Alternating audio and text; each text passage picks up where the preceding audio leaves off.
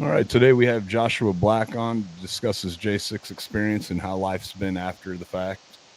Um, if you don't mind, Joshua, would you just kind of maybe describe what was going through your mind in the lead up to J6? What motivated you to go there?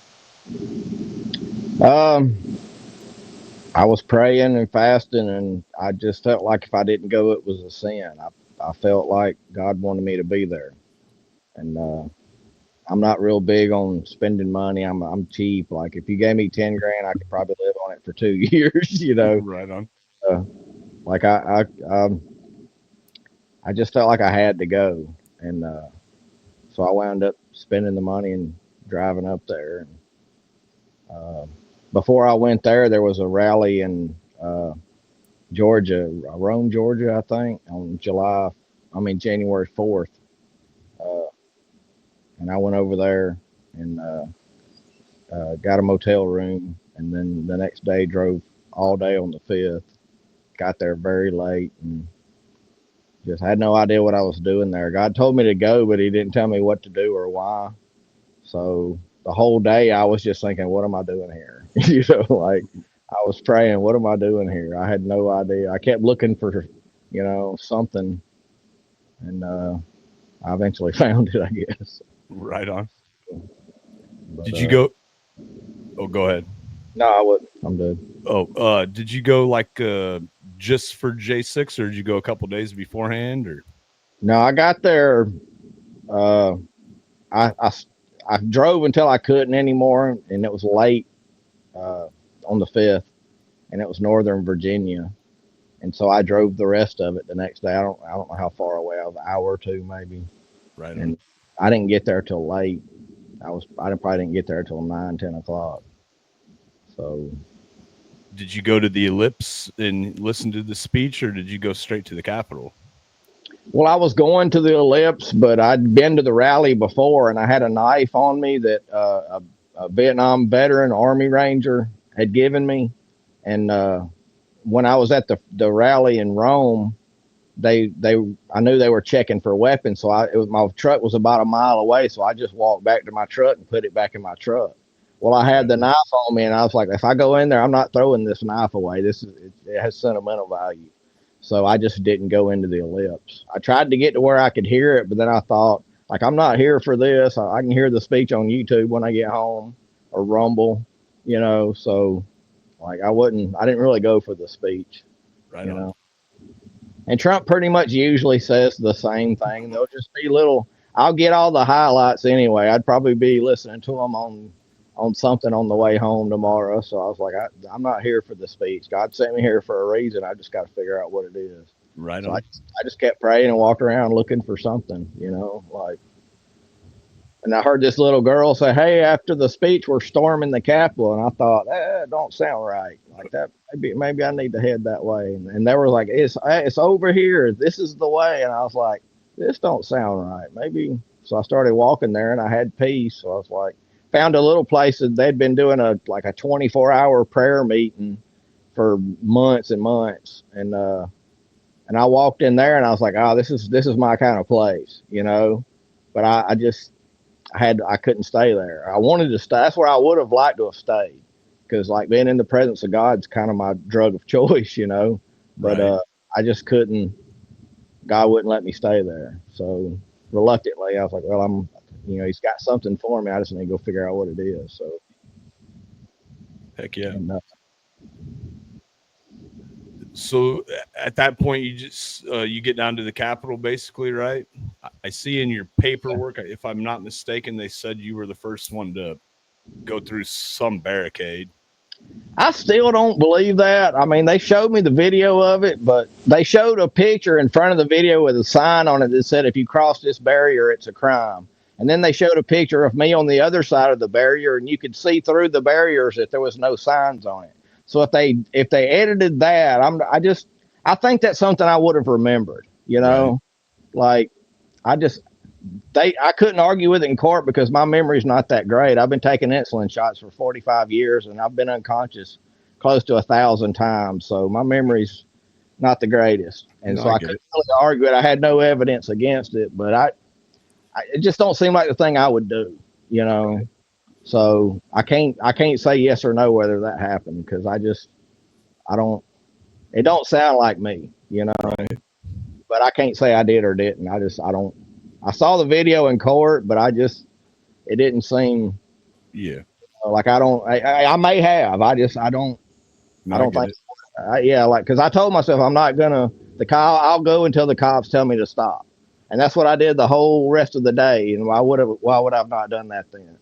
You Right. know. So I can't really comment on that because I No, don't remember. yeah.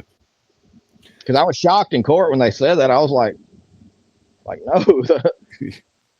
My lawyer was like, we'll talk about it later. I'm like, okay, whatever. He's like, it don't really matter. I said, okay, whatever. But Yeah, I think it's interesting. If you don't mind, in a second, I'll let you kind of explain what you seen that day. But I noticed that in one article I read about you, the prosecutors wrote in the court filings that you were a notorious offender during the attack on the Capitol. So you must have had a pretty interesting day. no, the Bible says, blessed are the peacemakers, and there's no need for a peacemaker if there's already peace. So whenever there was something going on, I was there. I was always at the front. I was trying to get in between because there were rioters, people trying to start a riot, people trying to hurt the cops, and then there were cops that were trying to hurt people. So I was just trying to get in between them. You know, like you can't make peace if there's already peace. So I don't know what they meant by notorious. I never swung on anybody.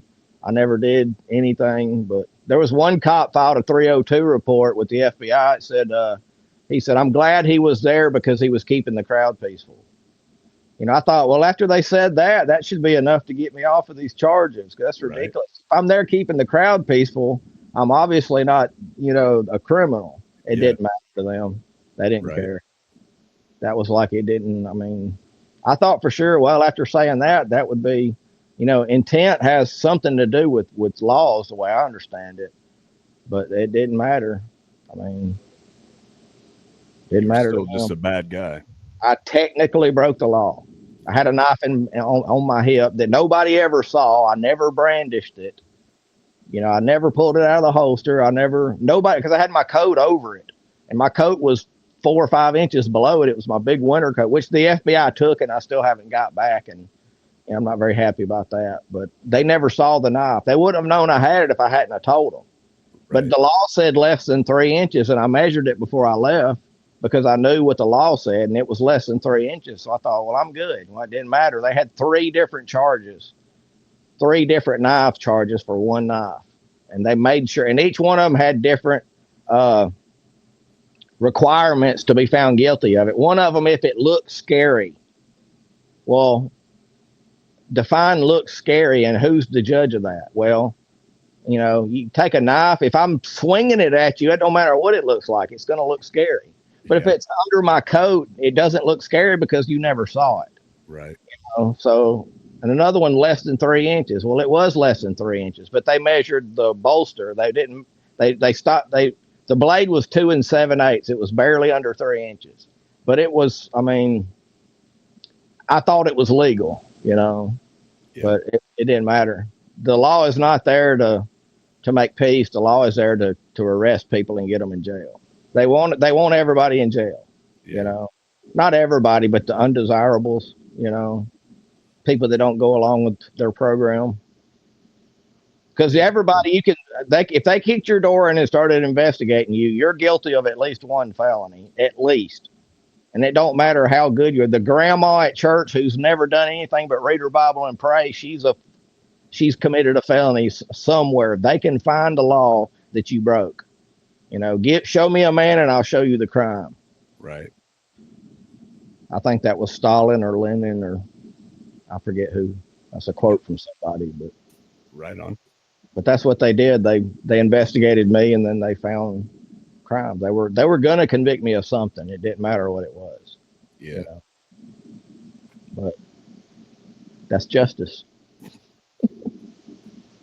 I hear you. So on that day, like, how long do you think you were there outside the Capitol before the big part of your story happened? couple of hours because my phone had died. I had it 100% charged when I left my truck, and I was parked over by the Pentagon. I rode the metro over to nearby the Ellipse, and by the time I'd walked up to the Capitol, they had a little like parking area out there, real close to the Capitol, and my phone was dead. So I went and saw this girl sitting in this really nice truck, and I walked up and said, "Hey, do you have an Apple phone? Could you plug this in for me?" She's like, "Yeah, sure, no problem." And so I was waiting on my phone to charge for 30 minutes at least. And then I got tired of standing there, so I got my phone back. And there was people protesting, and there was a big flag that showed up, and like it was interesting. I was out of my element. It's not kind of. I've never been to a protest before. I've never been to my first rally was 2 days before that. You know, so I mean, it's not the kind of thing I would normally do. Right. I was just, and I was still praying. What am I doing here? Like, it seems like a total waste of time, And then all of a sudden, things started kicking off, But I just didn't know what to do. I didn't know why am I here? This seems kind of crazy. Why would God tell me to come here? Like, I wasn't. I see it now, looking back, but at the time, I had no idea. Right on. But I was praying about it. When things started getting crazy, I was like, Lord, why is this getting so violent? And he said, there was more people that were supposed to be here, but they didn't come. I was like, so he was supposed to have more people there like me to try to make the peace. And if, I don't know, 10 or 15 more people would have showed up that had my mindset, I don't think it would have happened. Might have taken more than that. I'm not saying an actual number, but I mean, I believe that God did not want it to happen. But he takes what the enemy means for evil and he uses it for his good. So, yeah, right on. No matter what the devil does, God's got a plan to fix it. But so like when the stuff starts kicking off, what were you doing when you got rocked in the face with that munition? Just standing there. Right on. You weren't caught up in like some emotional stuff at all? I wasn't yelling or screaming. I was talking to the cops in front of me. Like, all I asked him, I said, "Hey, y'all need to let us in." I said, "You're on the wrong side of history." I said, "This is, you swore an oath to defend the Constitution," but I wasn't yelling. I was trying to negotiate, Right. I wanted to be let in. I wasn't going to force my way in. That was kind of my mindset at the time. Yeah. And you kept going even though you were shot in the face, right? I mean, you actually made it inside to the Capitol, right? Yes, sir. Right on. Yeah, I wanted to leave because after I got shot, I'd had all the protesting I wanted, but I didn't have peace. I couldn't, I still had something to do. God had me there for a reason. I didn't know what it was, so I figured I'll just stay till whatever, Yeah. When that happened, did it just feel like you got socked in the face? It felt like I got hit with a baseball bat. Right on. Like, it turned me around like 90 degrees. And if I hadn't been roofer for 10 years of my life and have an excellent balance, I think it would have knocked me over. Right on. I don't know if you can see that picture, but I got the x-ray where it looks like the grit or sand or whatever it is stuck in your jaw. That was still some plastic because it hadn't worked its way out yet. Right on. A lot of that came out while I was in jail. That was about a week maybe before I went to jail, maybe less than a week. Right on. So you mean not right. When you got arrested and they kept you in jail after you got arrested for a while, right? A couple months or so. 99 days. Right on. But you're talking after you got convicted. No, that x-ray is right before I went to jail the first time. Gotcha. I got arrested on January 14th. And that was a few days because I went to the doctor and he x-rayed it. And then he gave me some antibiotics and he scheduled an oral surgeon to sew up the hole. And I was actually scheduled to go to the oral surgeon when when they told me, oh, we just need you to come by and look at some pictures. It won't take but a minute. I said, well, I got a doctor's appointment. I got to get this hole sewed up. They were like, oh, no, it won't take but a minute. Just, you need to come by. The FBI agent, he's already driven down here. He drove down from Huntsville. I said, it won't take but a minute. I said, looking at pictures isn't going to help. I don't know anybody. Like, like, I'm willing to help, but I don't know anything. You know, he was like, he was a very good salesman. And he didn't say I didn't have a choice, but he basically said I didn't have a choice. You know, Right on. So my friend was going to take. Luckily, I had my coworker, my employee was going to drive me to the doctor because I thought they might give me drugs or something, and I wasn't sure if I was going to be able to drive home. So he was going to drive me to the doctor, and he wound up driving me to jail. So when they arrested me, he was able to take my phone and my wallet and my truck and take it back to the house. So that worked out pretty good. So if I'd have been there by myself, they would have towed my truck. You know. So that would have been another hindrance. So that was another way God helped me out that day. Right. But yeah, I wish they'd have just told me the truth, you know. Like, yeah, we're gonna arrest you. Okay, well, I'll be at the doctor. I'll call you when I get done, you know. Right. I mean, but yeah, they never sewed it up. They finally gave me some antibiotics about a week after I was in jail because it started smelling so bad that the other inmates were complaining. And then it got to the point to where it was septic, and it was like I thought I was going to die. Like I was sweating, shaking on the ground, and a couple of guys were like, "Look, you got to get him out of here. This guy, I don't want to watch him die." They started like they almost started a riot in there. They were kicking the door, screaming and yelling, and finally they wouldn't shut up, and they kept making so much noise. They finally gave me some antibiotics. Jeez. But I never left that room except for when I was getting there and when I was leaving. So. But there wasn't a doctor. Like, it's pretty bad. The way they treat inmates, I mean, some people have done some pretty horrible crimes, but there's some people in there for dumb stuff, and they treat them like dogs. I mean, it's the way they treat people in there is crazy, especially for what I was in there for. Wrong place at the wrong time, basically. Right. You know. Misdemeanor trespassing at the most, you know, and they treated me like worse than garbage. You know? They were willing to let me die. If the other inmates hadn't complained about it, I could have died because it's like the worst flu you've ever had. Jeez.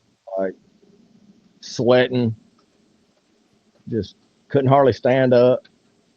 You know, I had to eat because I was taking insulin shots. So I had to get up and take the shot. And it was just walking, and I was sleeping on the floor. So getting up and walking the 7 feet to the door to get my food and then sitting down on the chair, it was like, after I did that, I was exhausted until the next meal came. It was all I could do to walk 20 feet. Jeez. And I mean, it was all I could do. And it was pretty bad. So how many days total did you spend then if you count them both? 437. Yeah.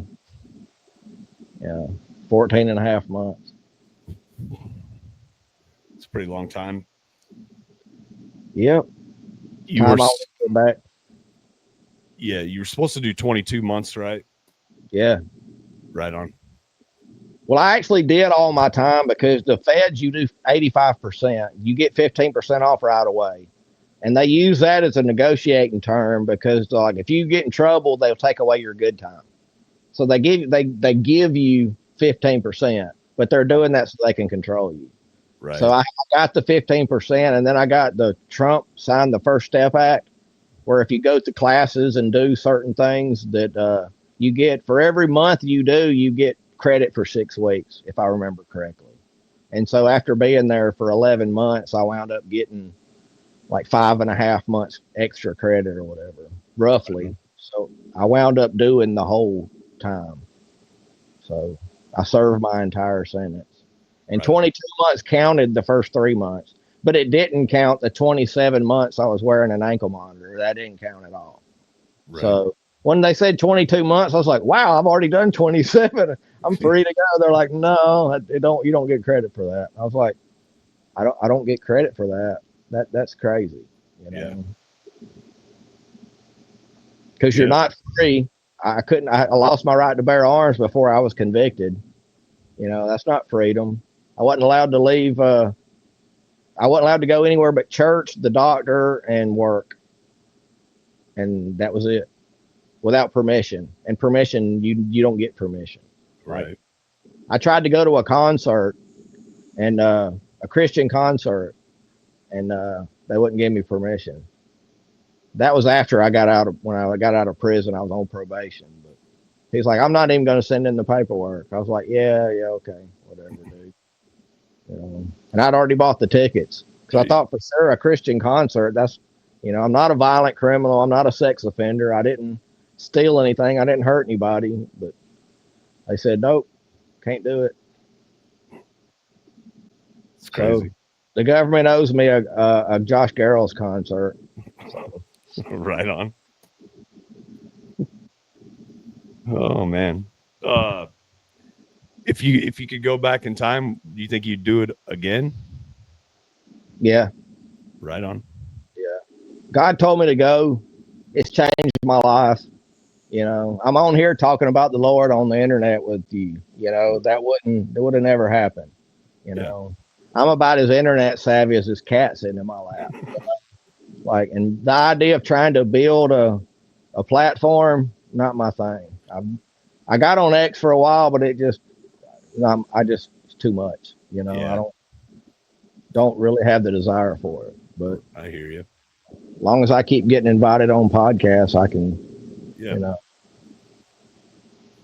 I'm not chasing that social media cloud. I tried it for about a month and it was too much. I didn't like it.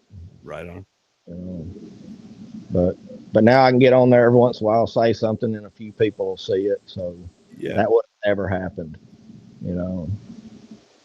Plus, I have a lot of good testimonies of things that happened. Two different people tried to kill me when I was in jail, and they wound up hugging me before we separated. Jeez. So that was God. You Right. know. Yeah. I mean, plus I made some good friends in there. Like one of my friends, he was calling me every weekend, but they wound up. You used to had unlimited time on the phone. You got 15 minutes, and then you had to wait 30 minutes. But you could, if you waited the 30 minutes, you could, as long as you waited in line, you could call, talk on. You could stay on the phone all day. You know, 15 out of 45 minutes basically. But Right on. now you get 330 minutes a month. So he doesn't have the ability to call me as much as he used to. But I can't wait for him to get out so I can actually talk to him on the phone. Right. We're, there's the three of us were in the same cell, and we're talking about getting a podcast when we get out. Right Just on. talk to the Lord. So, but I'm looking forward to that. I met some good. There's some really good men in prison. You wouldn't believe how many really good men there are in there. There's some really bad ones too. Don't get me wrong. Yeah. I hear you. There's a lot of really sick people, but I mean, sick people just need Jesus, you know. Because if you'd have met me before Jesus, you wouldn't have liked me at all. I was greedy and selfish. Just all I cared about was me, you know. So, and that's the way most people are. You can't really help it. Your flesh wants what it wants, you know. Yeah. So, if you've got no reason to deny it, you might as well give in to it. Right. I just the more I learn about Jesus, the more I wish everybody knew him. You know, the thought that people are actually like have heard the gospel and decide against it. I figure they don't have all the information. That's the only way I can rationalize how anybody would deny the greatest thing that ever happened to me. You know, Right. I mean, I can't imagine going through prison without Jesus, without the Holy Ghost, without my Bible. Like it was, there were some really miserable people in there. I mean, it was people that had no hope, you know, and I was full of hope. Everybody's like, "Oh, you're a short timer. You'll be out of here in a year." And I'm like, "Yeah, but I still got to do a year." I'm 5'6", and I was 135 pounds at the time. Wasn't really in a position of authority or power. And the guards can do anything they want, anytime they want, pretty much, you Right. know. And the inmates, if they wanted to beat up somebody, I'm an easy target. You know, I won't be as easy as they thought, but You know, I'm like, I'm not 6'5", 300 pounds of muscle, you Yeah. know, like I didn't have any, you know, but I never had fear, not one time. I didn't even, my heart rate never even got up, you know, like I walked in peace. I had joy. Like it was like being at a bad hotel, you know, that's the way that's the best way to describe it. It was like being at a really crappy hotel, you Right. know, that you can't get out of. Yeah. Yeah. But, you know, but no, For- I wouldn't change it right on. because Do you I feel don't know like what I did accomplish. I like there might have been some things I accomplished that I'll never find out about till I get to heaven. He'll be like, oh well, there was this thing that you because I had a bunch of different interactions and I don't talk about most of them, but there was this one guy there who was like mentally challenged and he was giving out papers about 5G is causing COVID or something. And he was right up at the front and I could tell things were kicking off and there were Antifa-ish type people in the crowd that were just wanting to start fights. And I said, hey man, I said, that's very interesting. But you know, up here people are talking about one subject. If you want to talk about a different subject, you might want to go to the back of the crowd. See back there, it's a lot more people probably more interested in hearing what you have to say. And I didn't sit there and tell him, you're stupid, you're an idiot. And I was right? like, no, you don't need to be standing here because he wasn't mentally all there, you know. Like, I think he had some, like, from birth defect kind of like very, very low IQ, very low IQ. Like, I mean, and he said, oh, okay. And he went that way. And I was like, okay, so I feel pretty good about that, you Yeah. know, because if things would have kicked off, he was like, he didn't even realize that there was stuff going on, you know, he was just so, and there's a lot of different things that happen that I probably never know about till I get to heaven. God will be like, oh, the reason I sent you was this. I'm like, what are you talking about? Like I don't even remember that, you Right. know, like I don't know, but I mean, yeah, I'd think about time travel a lot. Like, what would I change if I could go back? But I've thought about that a lot, and I don't think I would change it because I didn't do anything morally wrong. Right. I didn't offend my conscience. You know, I was never the Holy Spirit never convicted me of anything I did. So, you know, as long as I can say that, I don't care the consequences. You know, and I'm already done with it, and I've got a pardon. I did all my time, and I got a pardon, so I'm done. You know, all I got out of was probation. I did about 5 or 6 months of probation, so I would like to get that money back I had to pay, but you know, and I want to get my knife and my coat back, but I don't. I doubt that'll ever happen. I wouldn't even know who to ask. You know. Yeah, I don't know who to ask, but I see some people were getting like their cell phones back and stuff. It seemed like a lot of videos started being spread on X lately. Mm, well, no. Well, luckily I didn't. They didn't have my cell phone. Right on. They asked me if they could, if I had any pictures on there, and I was like, yeah, I had pictures of irrelevant stuff. Because once I got to the Capitol, I never took any pictures. So I was like, yeah, you can look at my pictures. So they plugged a computer into it, and so they're probably watching us right now on the it's probably, you know what I'm saying? Like this cell Yeah. phone is not secure at all. So like I gotta like anytime I say anything, I always like, yeah, the FBI is listening because they plugged their computer in my phone. There's no telling what they did. You Right. know, they've got everything I've ever had on there. You know, so I mean, I'm not. I wouldn't change anything, but Did this affect like your personal relationships in a negative way? no, not really, because I don't. Most of my friends are from church. You know, my church really supported me. Um, my friends supported me. My wife was, you know, she wasn't happy about it, but Right. uh, I just told her, I said, hey, don't worry about it. God's got a plan. He got us into this. He'll get us out. You know, so I mean, it's it's been going good. Right on. You know, It did negatively affect your financial life though. yeah, yeah, yeah. It ruined my business. And Google deleted it's called a My Business page. They just deleted it. And that was my main advertising. Usually this time of year, there's no way I could have done this interview because my phone would be ringing off the hook. because this is my 9th year in business, and I have a reputation for doing a good quality job. Like I want the yard to look like a golf course when I get done. It don't always, and if your yard's horrible, I'm not planting new grass. But I mean, as far as I try to stripe it, I edge it, I weed eat to like every blade of grass. I'm kind of OCD, and I'd spent 8 or so, well at the time probably 6 or 7 years building that reputation. And when the phone, like this time of year, from like late March to the last half of March and the first half of April, my phone would ring nonstop. Usually by this time, I was saying, "I'm sorry, we're full. I can't take on any more customers." Like, and that's usually what I would be doing. And this year, I've got 5 or 6 yards, 6 or 7 yards. I do about as many free as I'd actually get paid for. So, right. I've got something I'm waiting on. I've got to make a trip pretty soon, and once that's over, I'm going to get a part-time job because God told me to go to the Dollar General, and I haven't done it yet. So I don't really want to, but I figure if He tells me to go, I need to. But I'm waiting on something. I've got to take a trip out of town. It's going to take a few days, so I've got to do that first. At least that's my rationale. That's what I keep telling myself. I get it.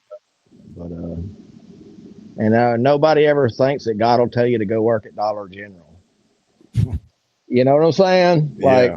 Like I own my own business. I haven't hurt for money until this all happened, but like I didn't hurt for money, and now He's wanting me to go take basically a minimum wage job. And I'm like, okay. But I've seen God show out before. I mean, I've seen God bring money out of thin air, like bills get paid, don't even know how, Like I went 7 months without a job after the '08 crash, and I could not find a job anywhere. And God worked miracles, man. Like car didn't get repoed, didn't get evicted. My wife was making about $100 a month. It didn't pay any bill we had, and we never missed a meal. Nothing got shut off, and the last minute I was out of gas, and I'd finally got a job, but I was out of gas. And I prayed. I said, God, I just need $10, and I got $10. And when I told the guy that gave me the $10 that it was an answer to prayer, he gave me $100. I was like, nice. And so that was set me like I felt like I was a millionaire. Because when you're living on less than $1 in your bank account for 7 months, $100 seems like a lot of money.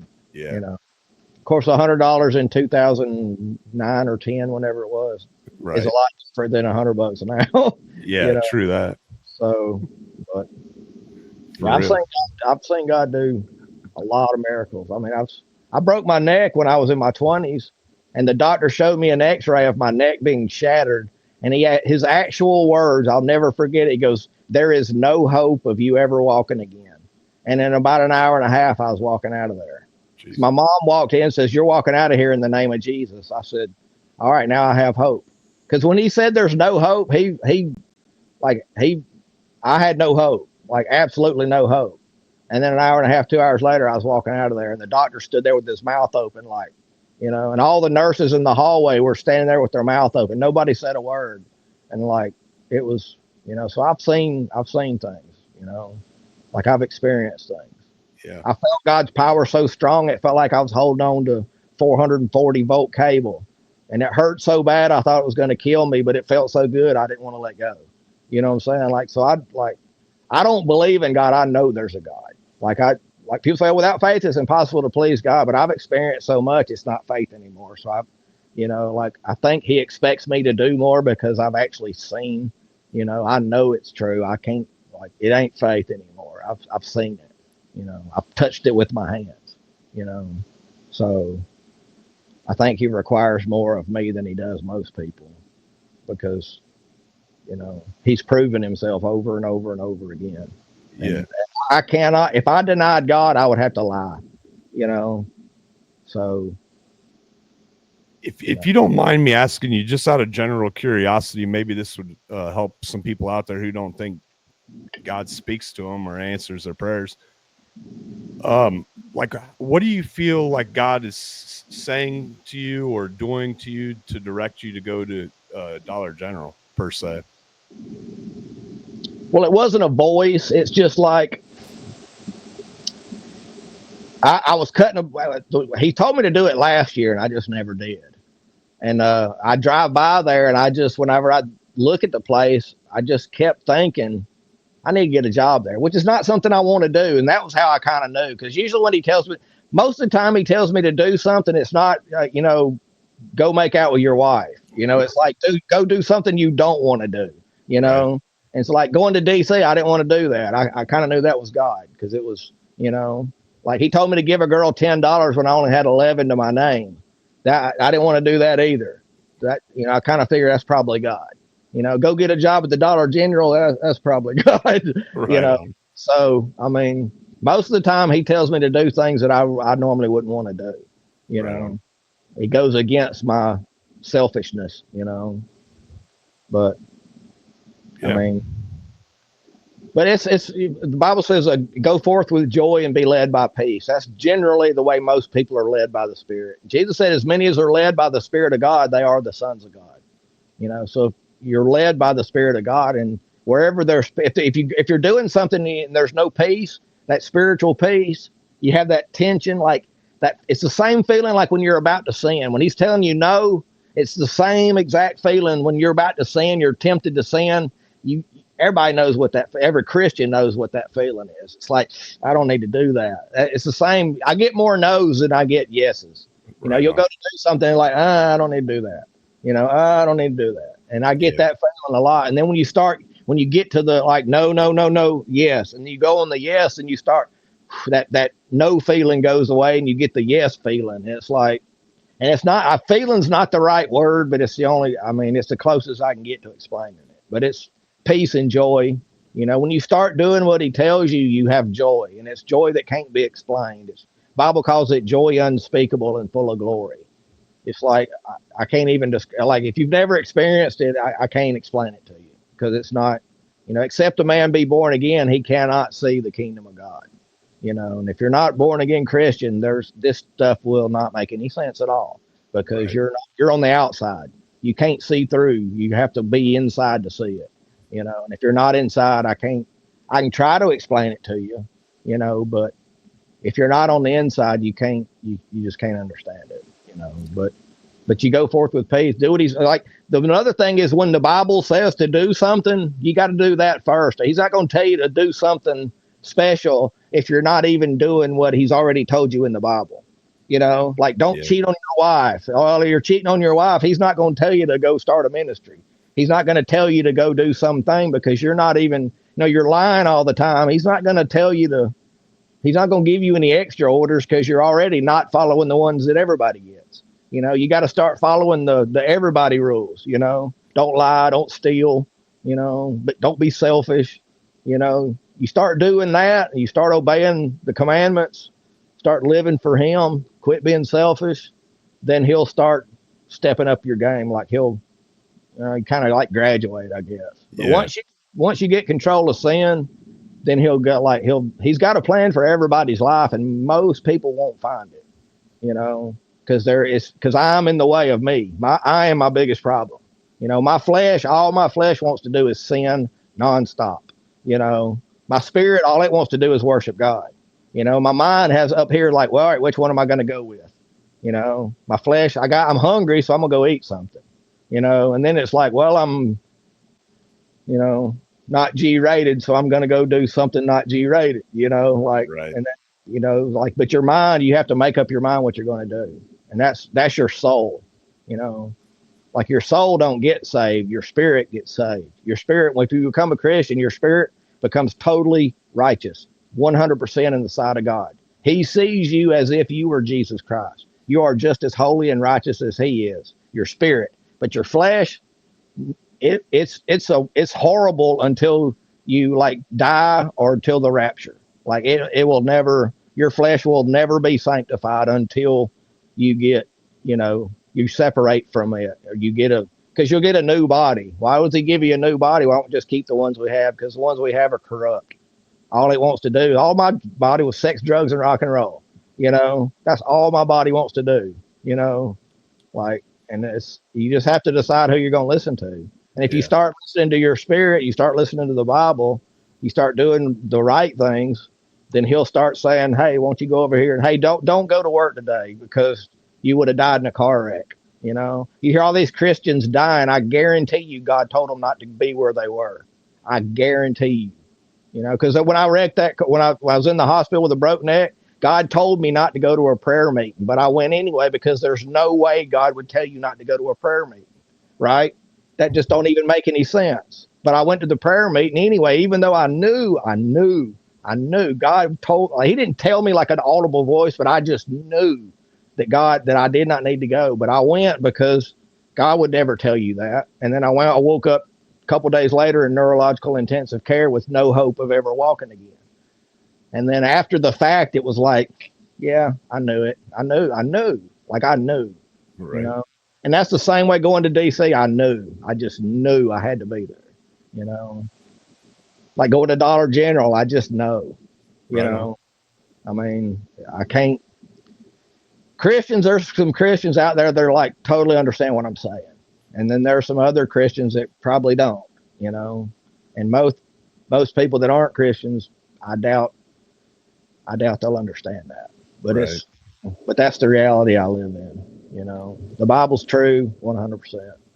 Have you ever thought of a career in ministry? Yeah, that comes up a lot. But I think what God's doing in this day and age is ministers need to be in the public. You know, Paul was a tent maker. He probably got people saved when he was selling them tents. You know what I'm saying? Yeah. And Peter was a fisherman. When he was selling fish at the market, he was probably more effective than he was when he was, you know, taking up an offering. You know, and I think the ministry today is not in a building. The ministry today is what I'm doing right now. You know, like being on podcasts. You know, working at the Dollar General. You know, like because imagine somebody comes in there, they're gonna go home and unalive themselves. You know, and I say, hey, man, God loves you. No, he don't. Well, okay. And then we have a conversation for 10 minutes, you know, Right.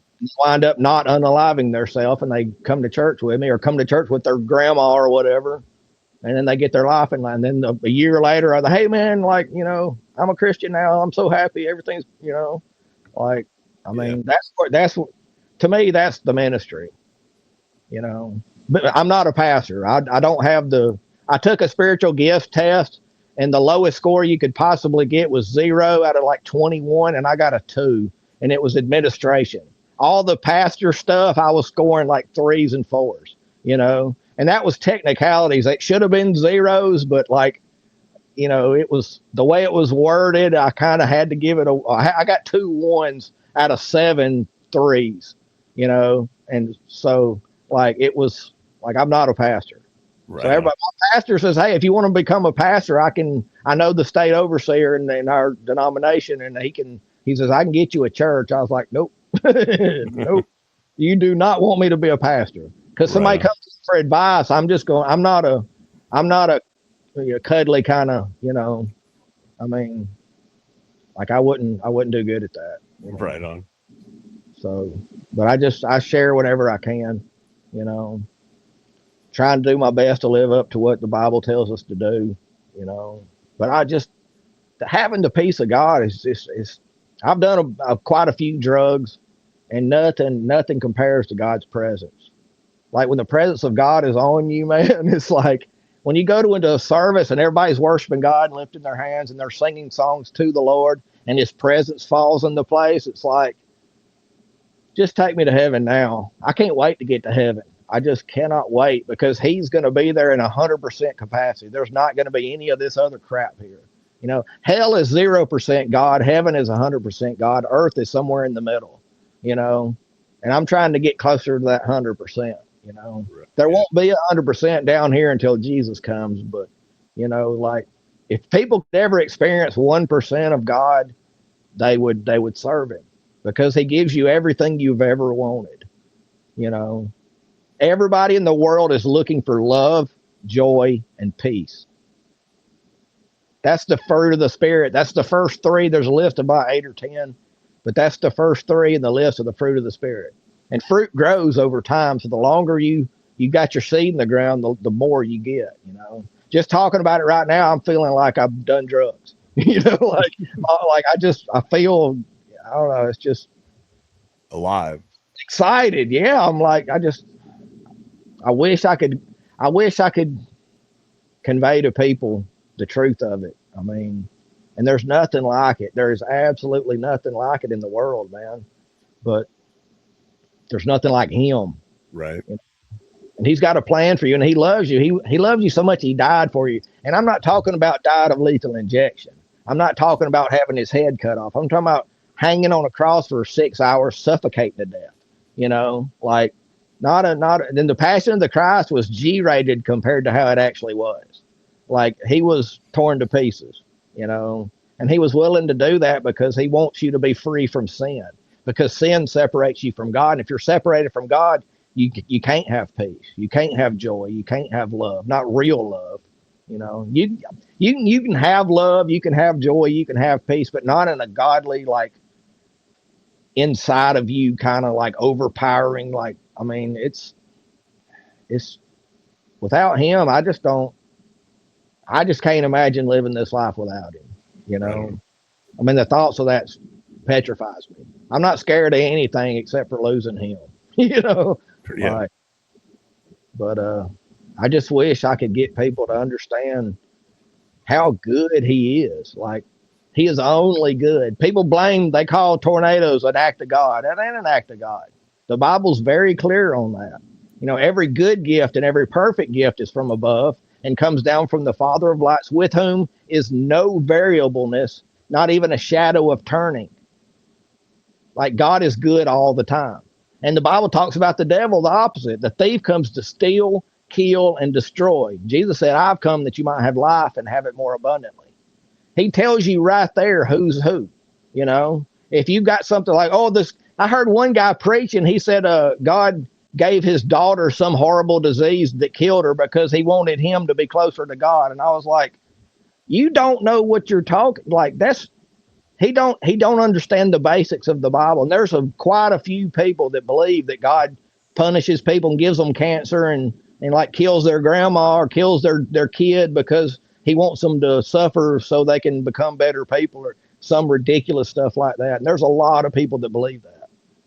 God's punishing people and striking them with lightning so they'll be better people. Like, no, he sent Jesus so you would be a better person. The enemy wants you dead and destroyed and ashamed and embarrassed and mocked and ridiculed.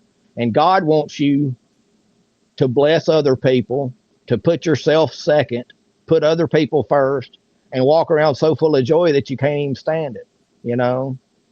Like, I'll be praying sometimes and just bust out laughing. It's like I can't control myself, like that little chuckle. I get that all the time because it's just, I'm so full of joy that I just can't stand it. Like, it's Right.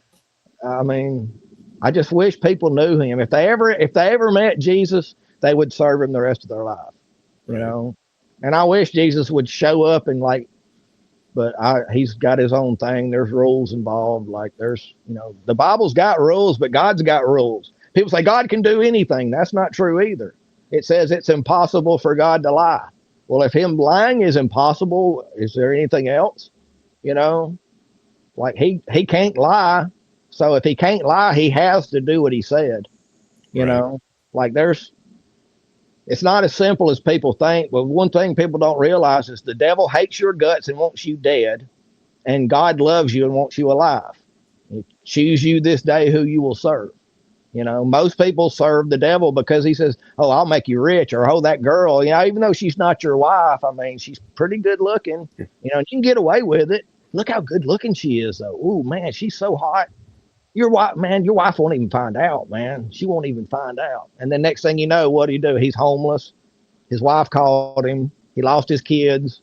Like, his life fell apart over one little, 2-3 day fling with some chick, And then he finds out later the chick was crazy, Like, I mean, so people throw away their lives for sin, because sin's fun for a little while. And if it ain't, you're not doing it right, I mean, but sex, drugs, and rock and roll is great, but it won't ever make you happy. It'll never satisfy you. You can't do enough of it,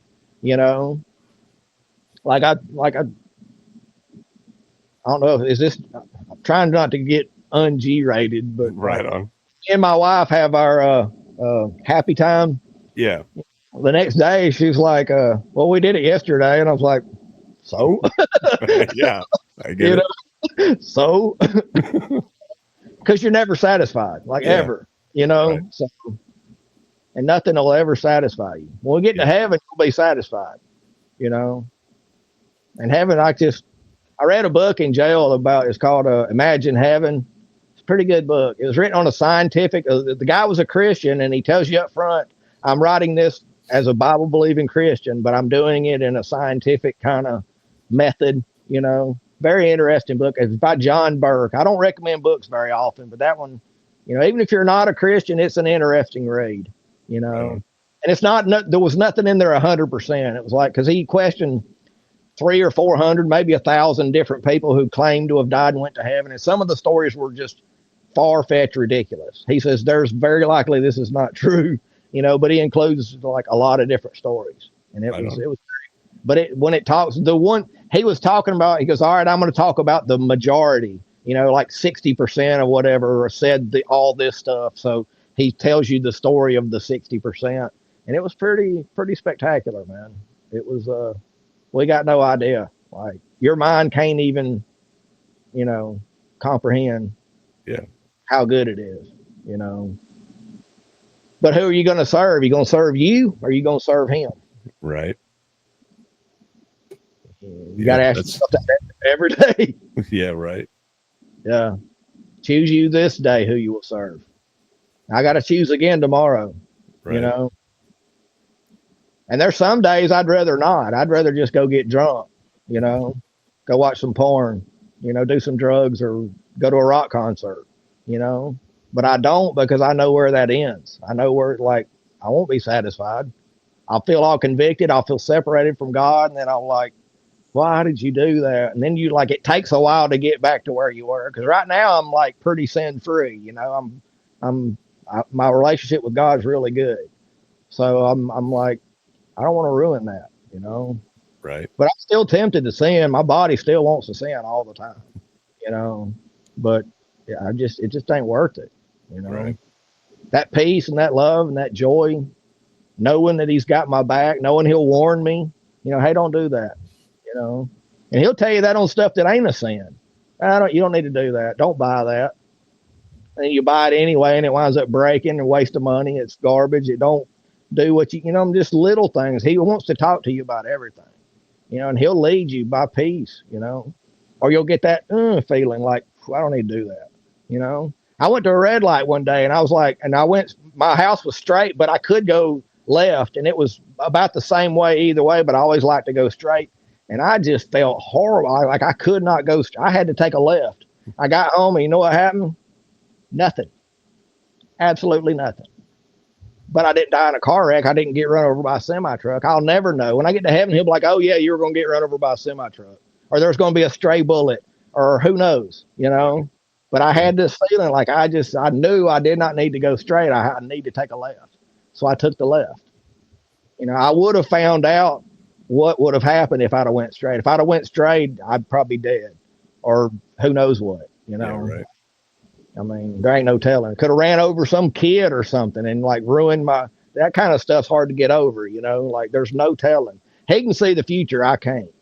So when he's leading you, your life gets pretty spectacular, Right on. I mean, I did what he said. Now you're interviewing me, Right on. Yeah. So, I mean, which I wouldn't exactly call that spectacular. No, I get it. But it's something. Yeah. What do you think? Like, if you were to look back in this in 20 years, what do you hope? What message your story helps spread? Well, about Jesus, first of all, and then our government is corrupt, and Trump is here to try to stop it. He's not perfect. He's probably going to make some mistakes, but I think he really wants to. I think he loves America, and I think he loves the people. I think he wants everybody to have it as good as he does. And I think because I've run my business and I know how much the government is trying to stop me. They're trying to hurt me. They want me to be unsuccessful.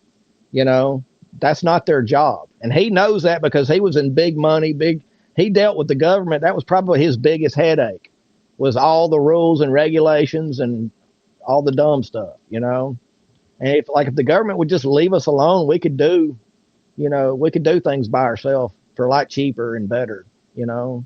Like everybody's paying taxes today. That's, people are paying 25 to 50% of their income, you know. People writing fat checks that they could have invested in their business, you know. They could have hired another employee, but they can't, you know. Like the government's crooked. They love the power because they can launder money like crazy. USAID, laundering money like crazy. And that's just what we know about now.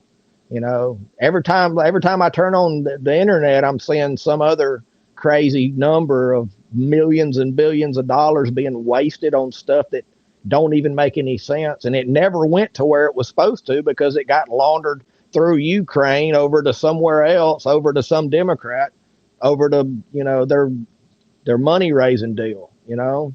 Right. Hello. Yeah. They're laundering money and they're inflating the money too because they print another trillion. Well, now there's more money and there's still, if you got a dozen eggs and $12, it's $1 an egg. But if you double the money, there's still a dozen eggs and now they're $2 an egg, you know? And that's what they keep doing. They keep doubling the money. Well, everything just keeps, but minimum wage is still $7.25, you know? Raising minimum wage isn't going to help anything. It'll make the eggs go up even more.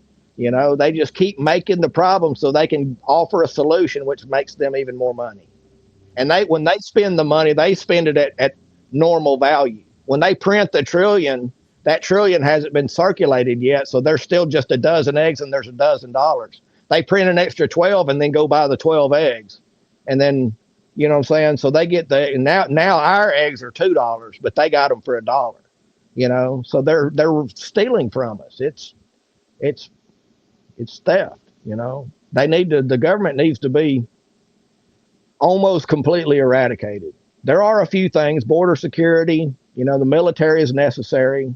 The judicial branch needs to be kind of reined in a little bit, but the laws need to be pretty much thrown away and started over. Because it's like when I saw it in D.C. when they were in court, it was like they just interpreted, made up. It was like, seemed to me like they were just making it up as they went along, you know. It's scary looking. That was the law. And they asked, where do you measure to? Well, the law doesn't say, so we're going to measure to here. Well, if it doesn't say, why don't you measure to there, where I would be innocent and not get convicted? Why don't we do that? Nope. So that just seems crooked to me, you know? Yeah. But I ran the census concurrently, so 3 charges was the same as 1. So it didn't really matter, but they got to tell everybody they convicted because it was a win. They want to win. They win 98, 99% of the cases they do. And so that prosecutor can now say, I got him convicted of 5 charges, you know. Right. I got 5 out of 6. So, I mean, yeah, I think if Trump hadn't won, I really think this country would be over. Because they had a plan for 30 years, I think it was. Obama for 2, Hillary Clinton for 2, and then whoever's next for 2. You know, and then by then it would have been too late. Yeah. China was going to take over, and the people that were running this country that already got the money from China, they already agreed, okay, when y'all take over, we want to have a palace and some slaves and some servant girls. And, you know, and they were like, oh, yeah, no problem. You know, you give us the country, we'll make sure you live a life of ease. Me and my children. Yeah, you and your children, you know. Like, I don't know what the deals were, but I'm saying, like, there's people out there that would do that in a heartbeat. Oh, yeah. Right now, there's people in America that would sell this country out to anybody for anything. Right. You know, it wouldn't even be a lot, you know. Yeah. So people are selfish. It's just human nature, you know. Yeah. Well, Joshua, I know you got other stuff you need to do, so I'll just ask you one last question. Is there anything that I didn't ask you about or anything that you feel is really important that you want to talk about? Well, there's a guy in jail right now named Dan Wilson. He got arrested they came and searched his house for January 6th, and he had been a convicted felon before, and they found a weapon, which he was guilty of. But the fact is fruit of the poisonous tree. So he's got, I think I put it on my Twitter to send him some money because I met him. There's a guy on the inside who got convicted of he ran from the cops when he was 18 and he got a felony for it. And then like 20 something years later, they found a picture of him on that guy's phone holding a gun at a militia meeting. And so, and he was a Christian. So they asked him, is it a gun? He was like, yeah, it's a gun. He's like, I could have lied, told him it was an airsoft, and they couldn't have proved it. But he told him the truth, and he wound up getting a year or two for that. But I did time with him, and he was more of a J6er than I was, and he wasn't even there. You know what I'm saying? But he was like, he knew more about it than I did, and he was like, he was glad to see me. But we wound up being pretty good friends. And Daniel, and he says, hey, I got a friend, and so I wound up calling him. I put him on my call list, and I called him when I was in there and talked to him a couple of times. But he seemed like, I don't know him. I've never met him face to face, but he seems like a good dude that just caught the wrong end of this. And another thing is that convicted felons, once they let you out of jail, you should get your rights back because you've paid your penalty, you know?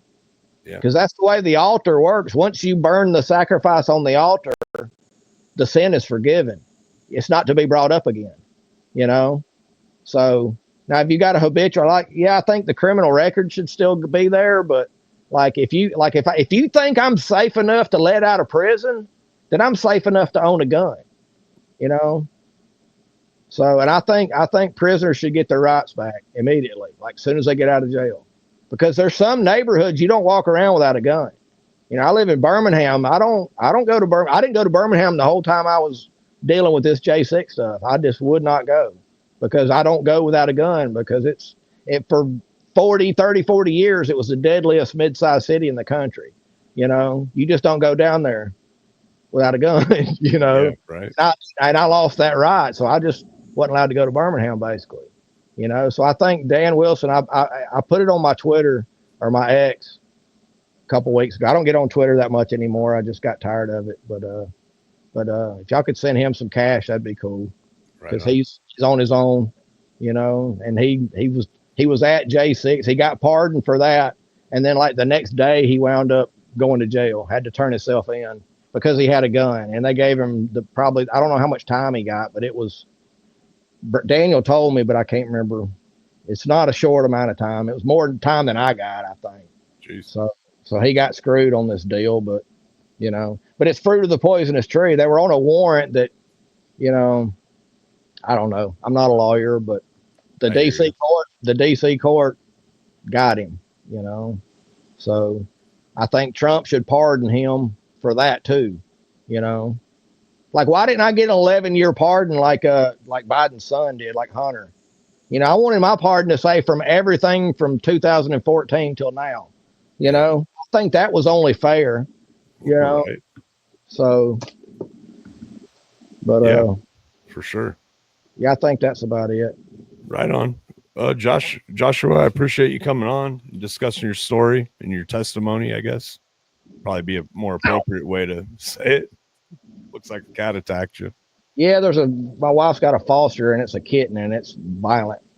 Oh, right on. Yeah.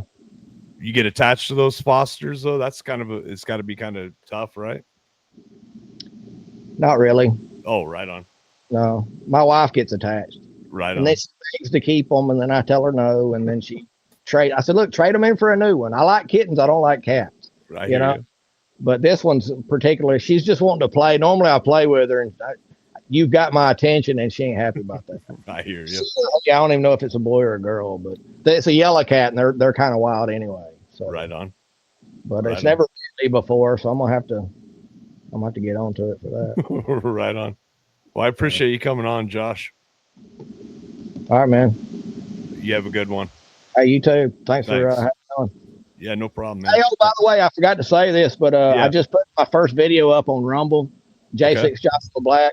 I was doing a rap song at an elderly church. My pastor, he's like 86, and I was talking to a friend of mine where I'd won a rap battle in jail, and he's rap, what's that? And I was like, well, it's like kind of a singing thing. Oh, you can sing? You want to do it in church Sunday? And I was Oh, like, no way. the average age in church is like 80, you know? So I was like, I think I would like to do that. So I've got a video of me rapping in a church of 80-year-olds. So Right on. I'll see if I can but get the link. yeah, so it's my only video on J6 Joshua Black. First one Right I've on. ever done. Like I said, I'm not trying to build a platform, but I had to post that because it's pretty powerful song. It's Young Noah's Via Dolorosa, a rapper that got squashed by the record industry. They just told you can't buy it anywhere. I tried to buy it on everywhere you can buy stuff. It's not for sale anywhere. They just totally deleted it because it was a. I'm not a big. I don't like rap very much, but this guy's album was like off the chain. Right If you on. can find it anywhere, you need to download it and like just save it because it's you'll meet somebody who's going to need to hear it. Right on. It's called a Mixtape Volume 1 by Young Noah. Like really good. And like I said, I don't even like rap very much, but that album is off the chain. It's Right on. and his style is like but there's me rapping a song on there. So it's pretty powerful, man. You should check it out. I'll check it out for sure. All right, man. All right, man. Yeah, no problem, man. Have a good one. Hey, you too. Bye. Thanks.